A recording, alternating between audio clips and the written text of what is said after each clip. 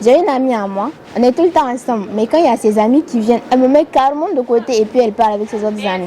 Et franchement, ça me fait mal.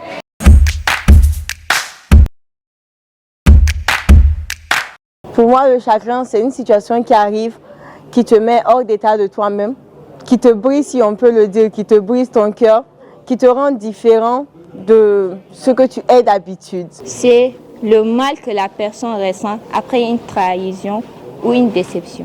C'est une tromperie, une sorte de lésion qu'on subit de la part d'autrui. C'est un sentiment dû à une déception. Je donne l'exemple. J'ai une amie à moi, on est tout le temps ensemble, mais quand il y a ses amis qui viennent, elle me met carrément de côté et puis elle parle avec ses autres amis. Et franchement, ça me fait mal. Pour moi, heartbreak, c'est plus des traumas, des traumatismes qui sont dus à des événements qu'on a vécus tout au long de notre vie, qui peuvent être dus soit à des événements qui se sont passés dans notre passé, dans notre enfance, ou qui continuent à se dérouler aujourd'hui. Je crois que la meilleure façon de surmonter le chagrin, c'est d'abord de ne pas trop compter sur l'autre. Parce que c'est en croyant et en comptant sur l'autre qu'on peut être lésé ou trompé, si je peux le dire. Moi, je verrais ça en 3 étapes.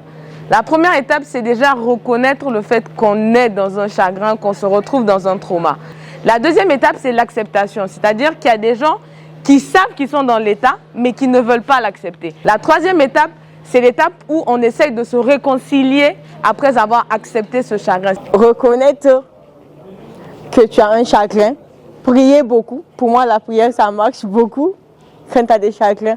Et aussi avoir des personnes à qui te confier, qui peuvent t'écouter sans te juger et t'aider à passer au-delà de cela.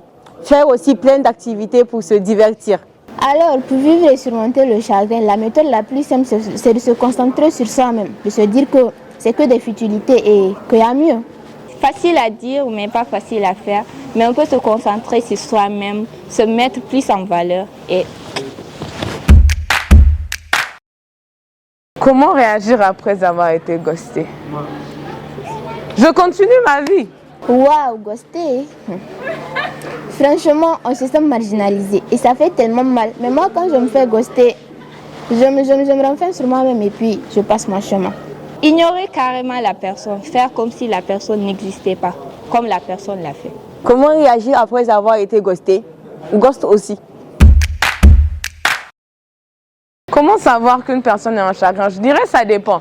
Quand par exemple on a l'habitude d'être avec la personne, je pense qu'au niveau comportement, on peut remarquer que la personne par exemple a changé d'habitude, la personne est un peu pâle, la personne, peut-être si la personne est de nature à parler beaucoup, peut-être qu'on va voir que la personne ne parle pas, la personne n'interagit pas. Certaines réagissent par la réplique, certains par le silence.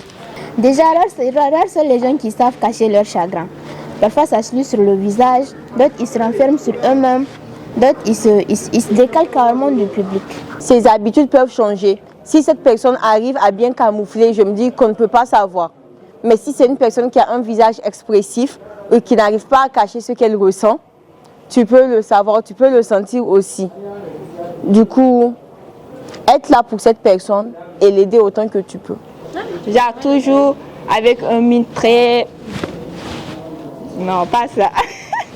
Genre la personne s'isole à chaque fois. La personne s'énerve du tout ou de rien aussi. Et la personne est toujours sur la défensive.